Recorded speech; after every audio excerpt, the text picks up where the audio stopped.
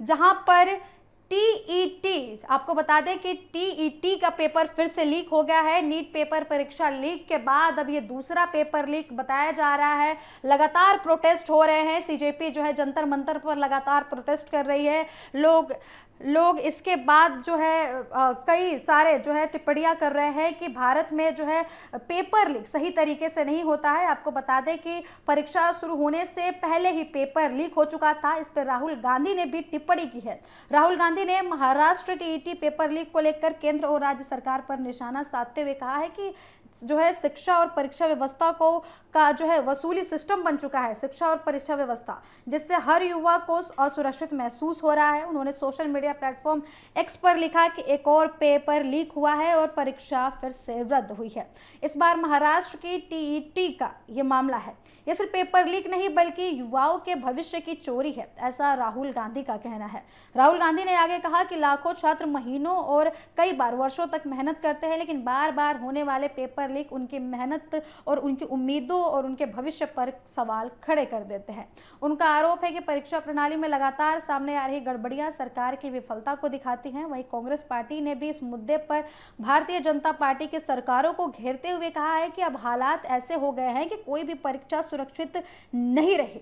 कांग्रेस ने अपने आधिकारिक सोशल मीडिया अकाउंट पर पोस्ट करते हुए लिखा कि महाराष्ट्र में टीईटी का पेपर लीक होने के कारण जो है परीक्षा रद्द करनी पड़ी और भाजपा सरकार में शायद ऐसी परीक्षा बची हो जिसका पेपर लीक न हुआ हो। पार्टी ने भाजपा सरकार को पेपर लीक का सरकार तक कह दिया।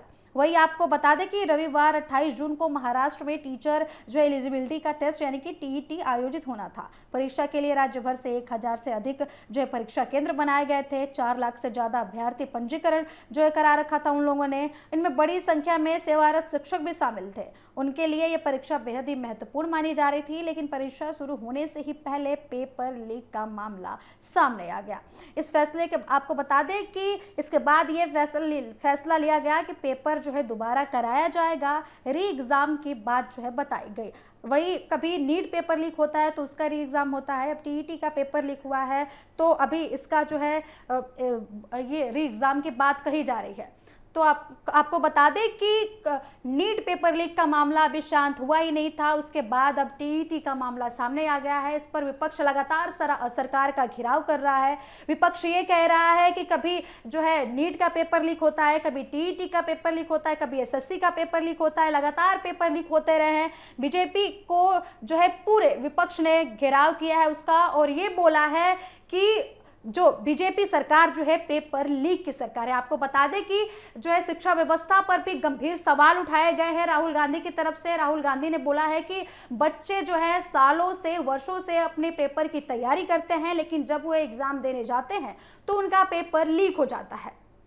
तो वही आपको बता दें कि परीक्षा रद्द होने की भी खबर आई है, जिसकी वजह से लाखों अभ्यर्थियों पर जो है बहुत ज़्यादा प्रेशर बढ़ चुका है। फिलहाल राज्य सरकार ने पूरे मामले की जांच के आदेश दिए हैं।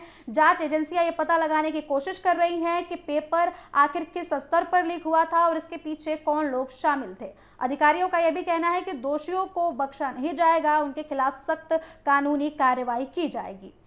अब सबसे बड़ा सवाल ये उठ रहा है कि क्या बार बार होने वाले पेपर लीक पर प्रभावी रोक लग पाएगी? क्या लाखों युवाओं का परीक्षा व्यवस्था पर भरोसा फिर से कायम हो पाएगा? इन सवालों के जवाब तो आने वाले दिनों में ही पता चलेंगे, क्योंकि अभी सरकार की तरफ से कोई प्रतिक्रिया सामने नहीं आई है, कोई भी ऐसी पॉलिसी सामने नहीं आई है, कोई भी ऐसा जो है कमेटी नहीं बनाई गई है जो इन जांच को आगे बढ़ाए जो नीट पेपर लीक या फिर टीईटी पेपर लीक जैसे मामलों को जो इनकी तफ्तीश करे, इनको रोके और इनके पीछे चल रहे नेटवर्क को जो है पकड़े और इन पे जो है सख्त कार्रवाई करे।